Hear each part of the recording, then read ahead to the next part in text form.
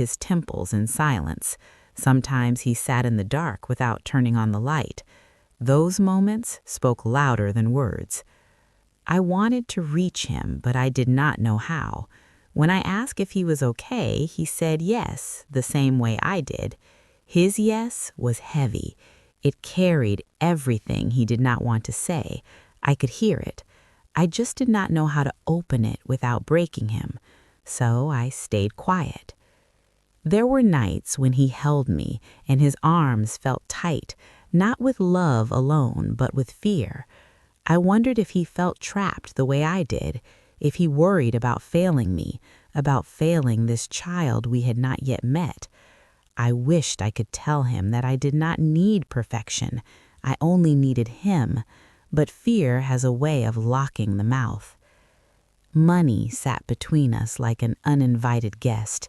He talked about work more often, about overtime, about opportunities. I heard the urgency in his voice. The future had become a list of responsibilities, and he was standing at the top of it alone. I felt guilty watching him carry that weight while my own body struggled. I wanted to help, but my help felt small compared to his burden. That helplessness fed my fear. Sometimes his silence frightened me more than anger would have. Anger could be explained. Silence felt like distance. I worried that he was pulling away, not from love, but from exhaustion. I worried that one day he would break, quietly, the same way he was bending now. And yet, in his silence, there was love. He learned my moods before I spoke. He adjusted without asking. He stayed when it would have been easier to escape into work or distraction.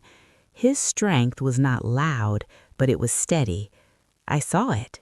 Even when I was drowning in my own pain, I saw it. This was the silent weight on the man, not spoken, not shared, not praised, a weight carried alone, because that is what he was taught to do. And as I watched him struggle quietly, I realized something painful and true. Pregnancy was testing both of us, just in different ways. I did not understand his burden at first. I was too lost in my own pain to see how heavily the moment sat on him. But as the days passed, his silence began to speak. He moved differently, slower, more careful, like a man afraid of making mistakes that could cost him everything. He listened more than he talked. When he spoke, his words were chosen, trimmed, safe. I could feel the effort it took for him to remain calm. He was carrying fear the way men are taught to carry it, quietly, deep inside, where no one can touch it. I watched how responsibility reshaped him. Before, he laughed freely. Now, laughter came late and left early. His shoulders were tense even when he rested. He checked his phone often, worried about work, money, tomorrow. The future had moved closer, and it was demanding answers. He was no longer just a husband. He was becoming a provider, a protector, a father, all at once, and there was no pause button. People spoke to him differently now. They asked if he was ready, if he had enough money, if he was prepared to be a man. No one asked if he was afraid. I saw how these questions followed him home, how they sat between us at dinner, how they crept into his silence at night. Expectations wrapped around him like chains disguised as advice. There were moments I caught him staring at my stomach, not with joy alone, but with worry. His eyes carried questions he did not voice. I knew he was imagining the future. School fees, hospital bills, sleepless nights, responsibilities that never end. I wanted to tell him that it was okay to be scared, but I had been taught the same lie he had, that fear is weakness. So we suffered quietly side by side. Sometimes his silence hurt me. I mistook it for distance, for lack of care, for emotional absence. I wondered if he was pulling away from me, from us. Those thoughts fed my insecurity and deepened my loneliness. Only later did I realize he was not leaving, he was holding himself together. I noticed how he tried to protect me from the truth. He hid bills, he softened bad news, he smiled when he was tired, he stayed strong when he needed rest. He thought shielding me would make my pain lighter, but protection can also create walls. I felt shut out, he felt alone, and between us grew a quiet misunderstanding neither of us knew how to fix. There were nights when he could not sleep. I felt him shift beside me, restless. I heard him breathe deeply as if fighting something unseen. Once I turned to him in the dark, and for a moment I thought he might speak, but he did not. That silence was heavy with everything he carried. Yet, despite the weight, he stayed. He attended appointments when he could. He listened to doctors with a serious face. He asked questions I did not think of. He learned without complaint. His love showed in action, not words.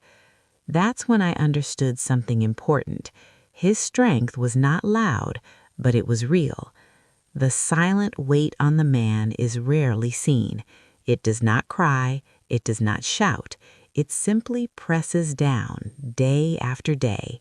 And watching him carry it made me realize that pregnancy was not breaking us separately. It was testing whether we could survive carrying different kinds of pain together. The pressure did not live only in our home. It followed me everywhere. From the moment my pregnancy became known, my body stopped belonging to me. It became news. It became a topic. It became something people felt free to discuss, touch, and judge. Everyone had something to say. Family came first. They spoke with excitement, but their words carried weight. They told me how I should eat, how I should sleep, how I should behave. They compared me to other women who had carried children before me, as if pregnancy was a test I had to pass. Be strong, don't complain, this is what women do. Their voices stayed with me long after they left. Friends meant well, but their expectations hurt in quiet ways. They expected me to be glowing, to be happy, to post smiles and good news. When I spoke about pain or fear, they changed the subject or laughed it away. I learned quickly that sadness made people uncomfortable, so I hid it. Society had its own rules.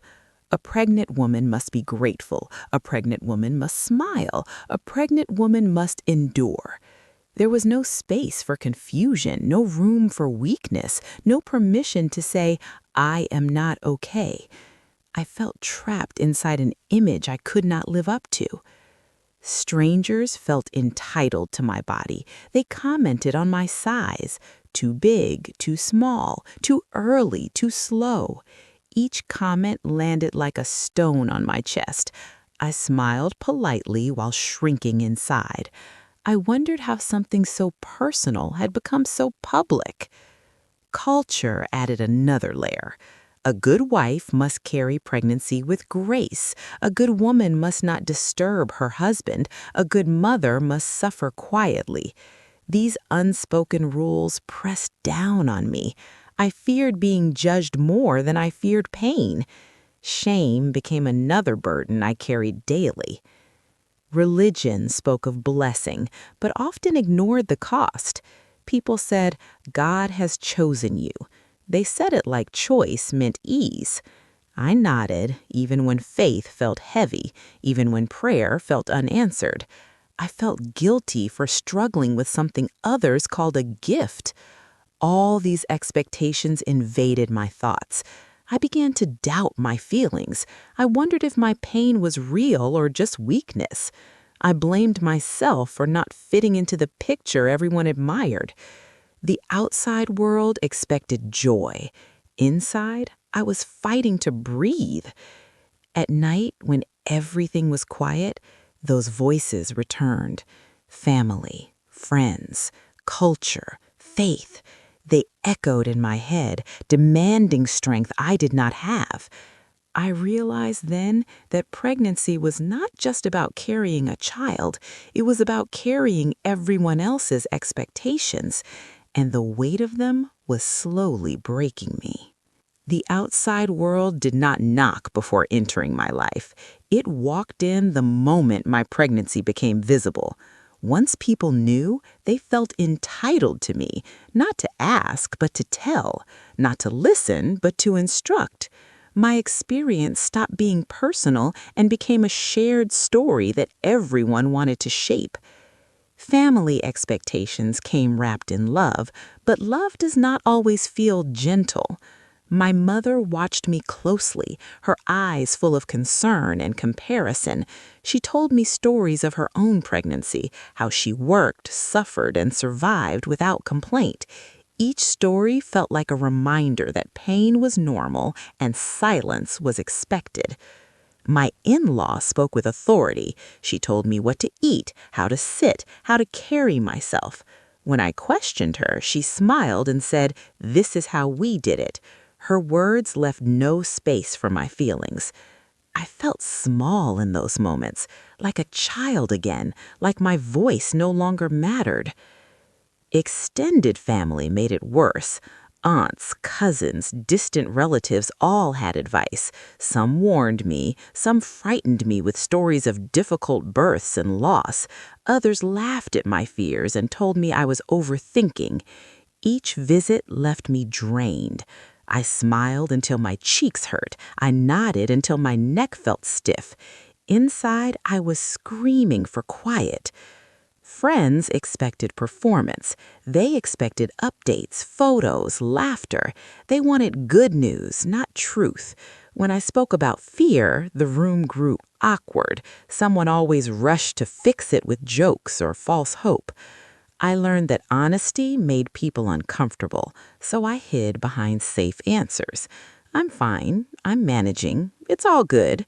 Lies became my shield. Society watched without mercy. People stared at my body as if it belonged to them. They measured my stomach with their eyes. They judged my walk, my posture, my mood. Even strangers felt free to comment. "You look tired. You should be happy. Enjoy it while it lasts." They did not know how heavy those words were. Culture demanded perfection. A pregnant woman must endure without complaint. A wife must not burden her husband. A good mother must sacrifice without question. These ideas lived deep in my mind, passed down without mercy. I feared being labeled weak more than I feared pain. Shame followed every tear. I blamed myself for struggling with something women had survived for generations. Religion spoke loudly but listened little. People told me pregnancy was a blessing, a reward, a calling. They said God would give me strength, but they did not stay long enough to see my nights of fear, my prayers filled with doubt, my faith cracking under pressure. I felt guilty for questioning God. I felt guilty for feeling broken. The outside expectations began to invade my inner world. I questioned my emotions. I doubted my pain. I wondered if I was ungrateful, dramatic, or weak.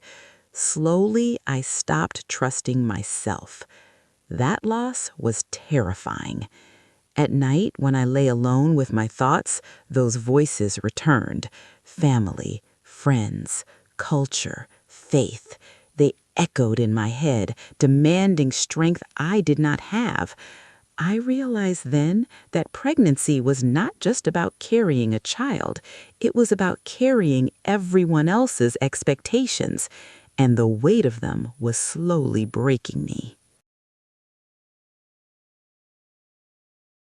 Pregnancy was supposed to be a time of hope, but for me, hope felt heavy. Every day, the weight of what was to come pressed on my chest. It wasn't just the physical changes or the emotional storm inside me. It was the future, the unknown, the bills, the responsibilities, the fear of not being enough. Money became a constant shadow. Every time I looked at my husband counting numbers at the table, I felt it pressing down on both of us. He tried to hide it, but I could see it in his eyes. The worry about rent, hospital bills, baby supplies, education, and all the unseen costs no one talks about. I wanted to reassure him, to help, but my own hands felt empty. I had no answers, only fear. And yet, I carried my own weight too: appointments, vitamins, special foods, and the endless advice that what I did or did not buy mattered.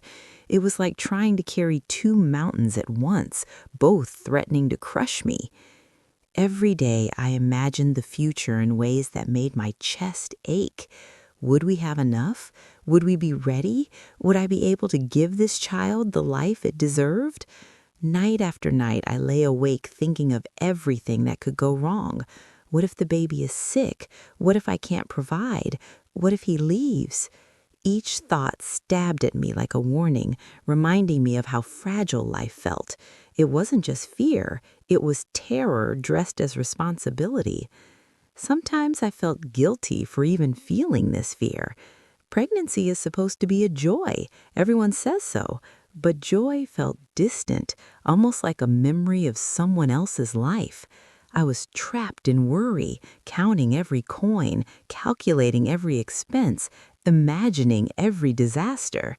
I hated that I could not simply celebrate. I hated that my mind could not rest. I hated that fear had become a companion. I noticed my husband growing tired, too. He worked longer hours, not because he wanted to, but because he had to. His silence grew heavier. He would sometimes sit in the living room staring at bills or his laptop, and I could see the weight of the world in his posture. He did not ask for help. He did not complain. He carried it alone, and I carried my fear alone, and the space between us seemed wider every day. And yet, despite all this, there were moments of fragile hope: a small purchase that we managed together, a shared joke about baby names, a quiet plan whispered in the night about how we would face the coming months. These moments were fleeting, but they reminded us that we were not alone. We were scared, yes, but we were together in that fear. Financial and future worries were more than numbers. They were silent storms in my chest. They were shadows following every thought, every worry, and they reminded me that pregnancy is not just about growing life in my body. It's about carrying the unknown, the responsibility, and the fear of failing before the child even took its first breath. Pregnancy is supposed to be a time of hope, a time of preparing for the future with excitement. But for me, hope had become a heavy, almost suffocating burden. The future felt like a dark tunnel, and every step I imagined only made my chest tighten. It wasn't just the changes in my body and the storm of emotions swirling inside me. It was the constant, unrelenting fear of what was to come. Money became a shadow I could not escape. Every day I watched my husband with quiet anxiety. He sat at the table, counting bills, checking his accounts, calculating expenses I could barely understand. I could see the lines of worry etched into his forehead, the way his hands trembled slightly when he reached for a pen. He tried to hide it from me, tried to smile and joke, but I knew. I always knew. I wanted to take some of the weight off his shoulders. I wanted to say, I can help, we can manage. But how could I? I had no answers, no solutions, only fear. And sometimes I felt ashamed of that fear because I wanted to be strong for him just as he was trying to be strong for me. Every decision became a source of anxiety. What groceries to buy, which prenatal vitamins were worth the cost, how much to spend on clothes, on baby items, on the hospital. Every purchase, every choice felt like it carried the power to make or break us. I began to measure everything: money, food, time, energy, as if one wrong move would topple the fragile balance we were clinging to. Even the smallest expense felt like a test. Could we afford it? Should we afford it? And if we did, would it be enough? The future loomed like a storm. At night, I lay awake, my mind racing through endless scenarios. What if the baby was sick? What if complications came? What if something went wrong during delivery? What if we could not provide enough? What if I failed as a mother? These thoughts were relentless. They came in waves, crushing me in the silence of our bedroom while he slept beside me, unaware of the battles raging in my mind. Guilt became another shadow. I hated that I could not simply feel joy.